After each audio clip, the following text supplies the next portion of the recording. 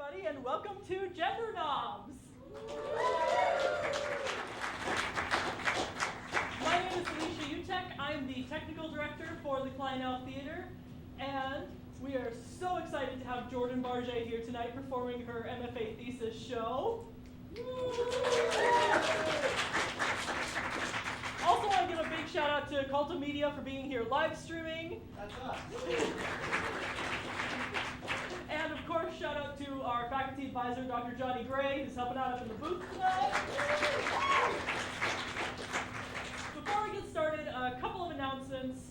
First, if you take a look at the back of your program, you'll see that we've got a few more shows coming up throughout the rest of the semester. Our next show is Till Death Do Us Part from March 27th through 29th, written and performed by Sean Malding and co-directed by T. Brown. After that, we'll have a guest presenter, Dr. Sasha Sanders, presenting A Black Feminist Guide to Fan Art, Comics, and Radical Imagination. From April 24th through 26th, we'll have Cult Piece, written and performed by T. Brown and co-directed by Johnny Gray.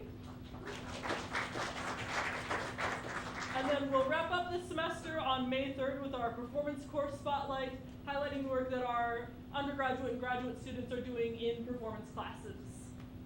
So lots of cool stuff coming up. Now, I know y'all are going to go and put those in your phone calendars later, but just in case you don't, you can always follow us on social media for reminders when things are coming up. We're on Facebook, we're on Twitter, we're on Instagram, we're on all the things.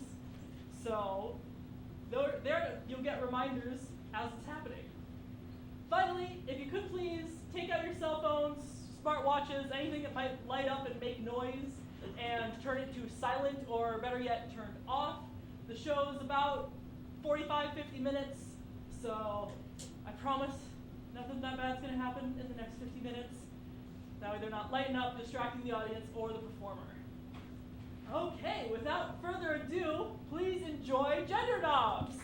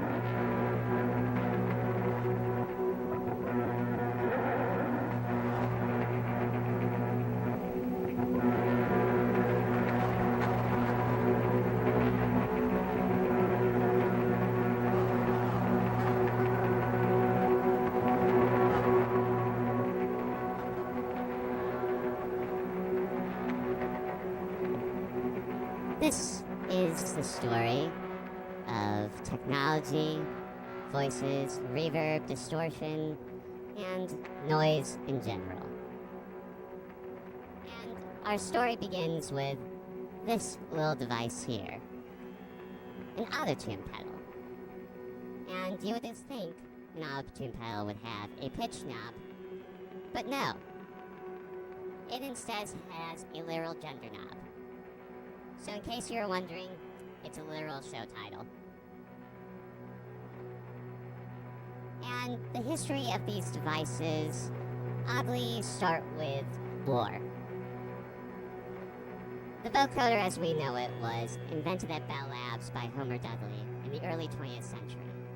And Dudley originally wanted these devices to be used for transatlantic communications, phone calls across the ocean.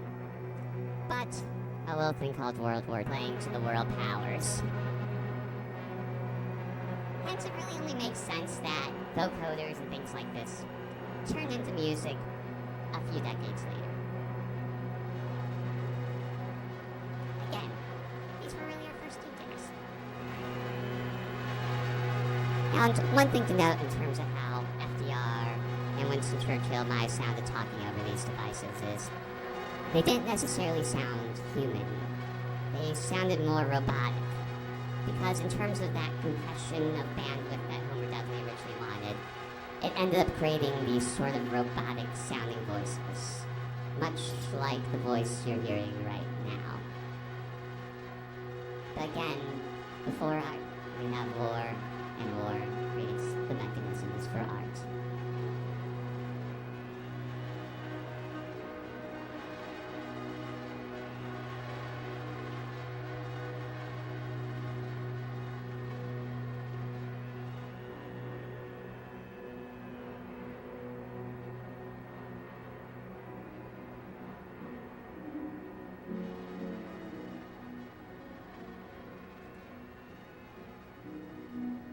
So, when I was younger, I was diagnosed with an auditory processing disorder. And for me, I was always told that the wiring in my head was a little bit different than everyone else. It was specifically the wiring. From my ear to my brain and everything in between, all the neurons. And so, when I was younger, I sat in these soundproof chambers and the audiologist would test my hearing and play this distorted classical music, like you're hearing now, in the right ear and in the left ear. And eventually they figured out I heard a little bit better out of my right ear of my left ear. Given there were a few side effects other than just hearing from having an auditory processing disorder. I also had issues with speech and talking in general. In fact, you really couldn't understand much of what I was saying at all. Happy birthday, Will.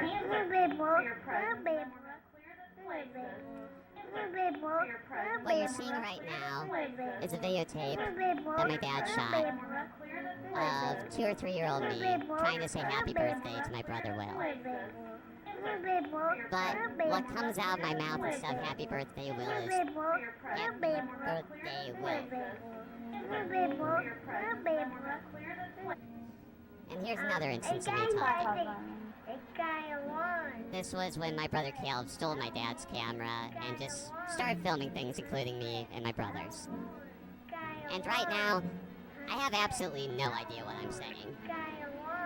But I'm saying something. And the important point is, even though this isn't a language that you could understand, or even my present self can understand, it's a language nonetheless. A distinctly Jordan How do you language. joke about the duck? And of course, I eventually learned how to say some words, form sentences, recite even entire shows. But still, I had a language of my own back then. And Why? what's nice now in terms of my They 28-year-old didn't have the self guts. What about the looking other back at this. joke that you know? is now I can sort of play, Ben, not the box of questions. see my beginner's mind, and go ahead and start twisting the knobs a little bit. And so we can start to play around a little bit.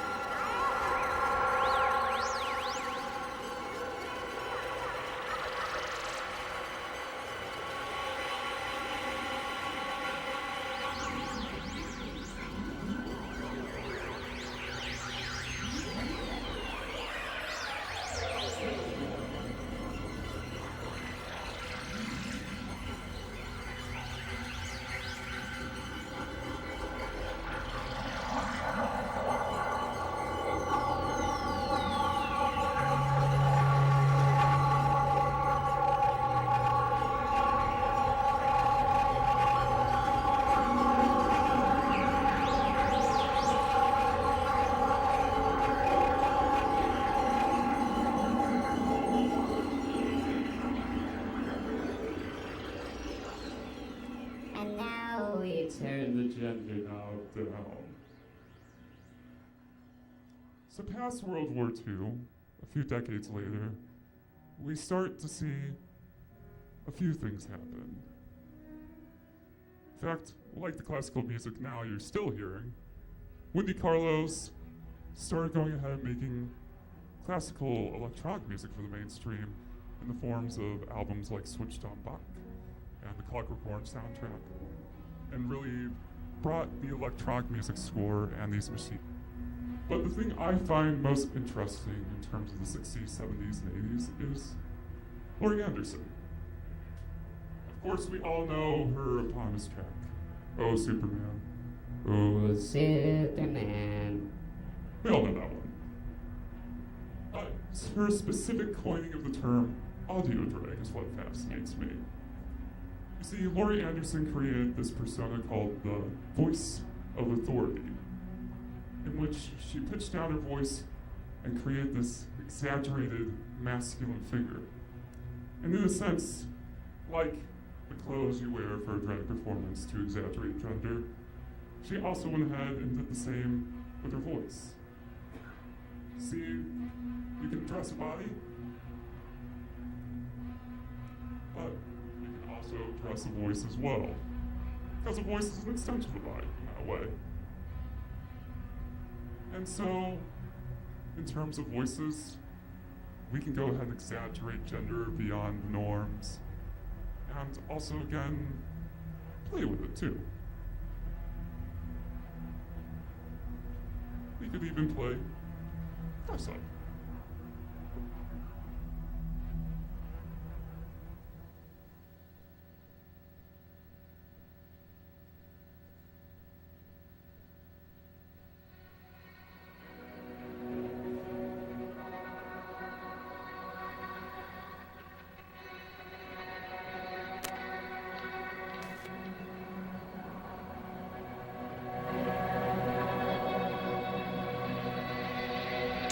So, when I was younger, my mom went ahead and bought all of my clothes for me, usually from Old Navy, usually polos and jeans for the most part. And I remember, I think the last moment was 30-32 size jeans I wore. And things were also color-coded with my family as well. You see, my second oldest brother, Will, he always wore red.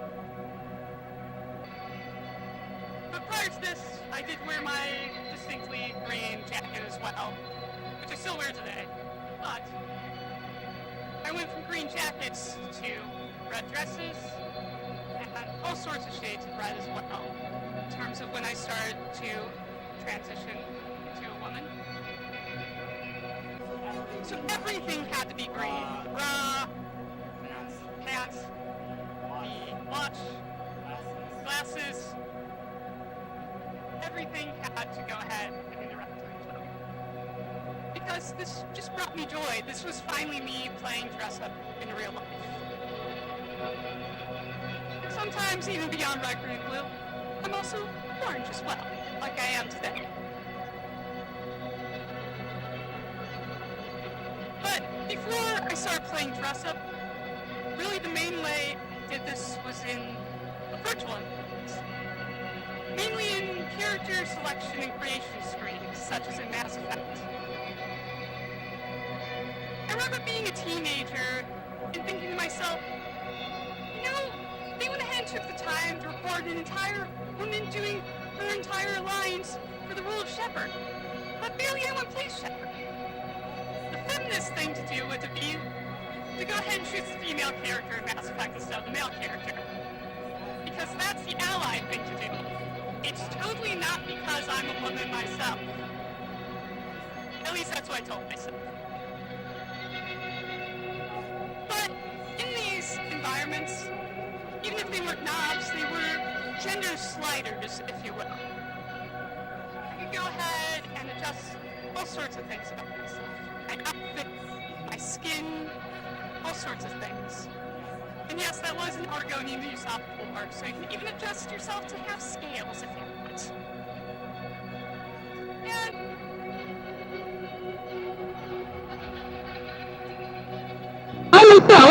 Sophie's more green. And the Avis Springfield, John's working with. So sometimes you can help keep track of those things. But this is my first experience with red, but not necessarily dressed up.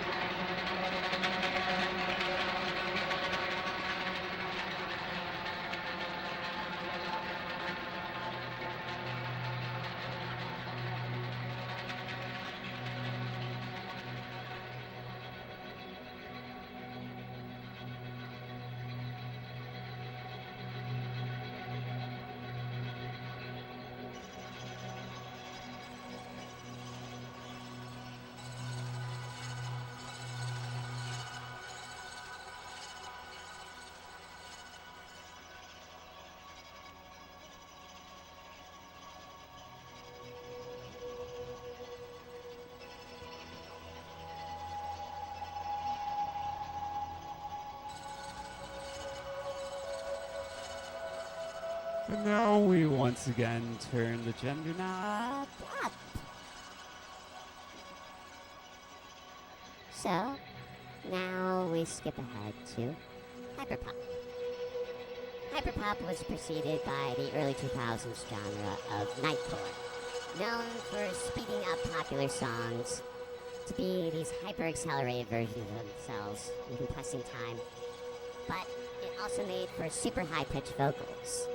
But these high-pitched vocals appeal to many artists, specifically trans femme artists, who are into making popular music.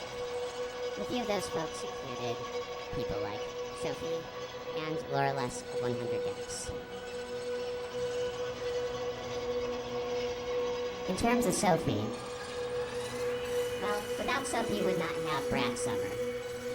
Because Sophie was responsible for the careers of many people in the genre, like A.G. Cook, Charlie XCX, and also collaborated with folks like Juliana Huxtable, in terms of really making the real club music of the early to mid-2010s, and even later on, before her tragic death. But one of the things I find most fascinating about Sophie is the way that she came out. I've been talking a lot about folks like myself coding my voice and voices in these technology, but specifically with the song It's Okay to Cry, that Sophie revealed herself, or at least just showed her true self as a trans woman. In the music videos, she also appears naked as well, because her voice is too. She doesn't sing with auto-tune or anything, she just sings with her own voice.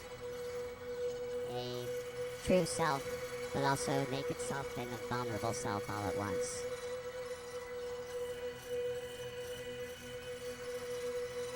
And then there's also 100 gecs as well. In terms of 100 gecs, they are co-fronted by Laura Less and Dylan Brady. And Laura Less, like me, was actually born in St. Louis, and has always described her way of making music in terms of using autotune and such as a way of masking her vocal dysphoria. As she says, she really prefers singing in these nightcore styles of music and so forth, in terms of being one with the technology and that technology being an extension of herself in that way. And one song that I always connected with in terms of transness and vulnerability and feelings of oneself was How to Dress as Human.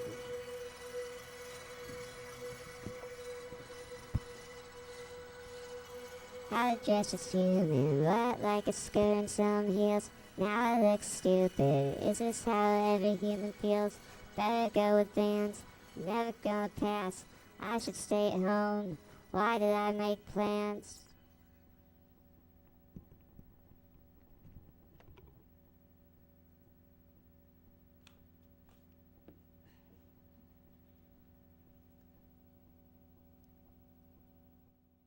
So when I was 24, I started medically transitioning.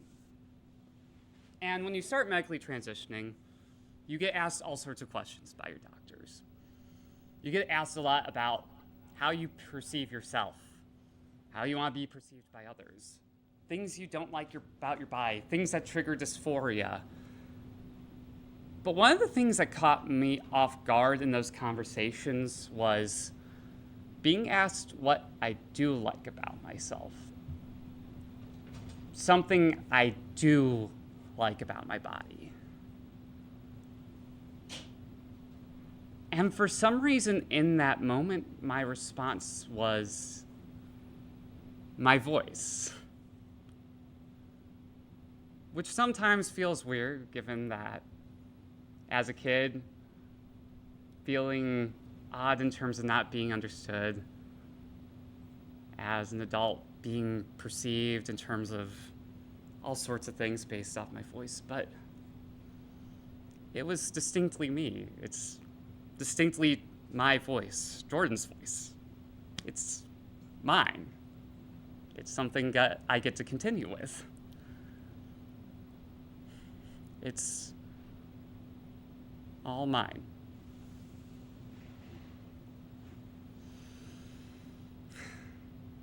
And in terms of like when I was 24, it was kind of a rough time. I had initially come out as non-binary when I was 21, but it didn't quite go too great just because people just sort of perceived man, and just saw me as, people just saw me as something I wasn't. And I saw something I didn't really want to be. And something I didn't really want to stay aligned to be. But of course, COVID happened. You think about what you want to be, and you realize you have the chance to do it. And so you do. And in the process, you also learn you're allowed to be happy.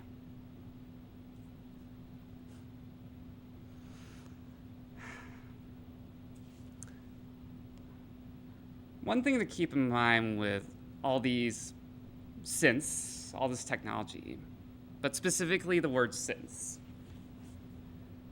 Synth does not stand for synthetic. Synth stands for synthesis, a bringing together of many elements to make a whole, similar to how you can make yourself as a person.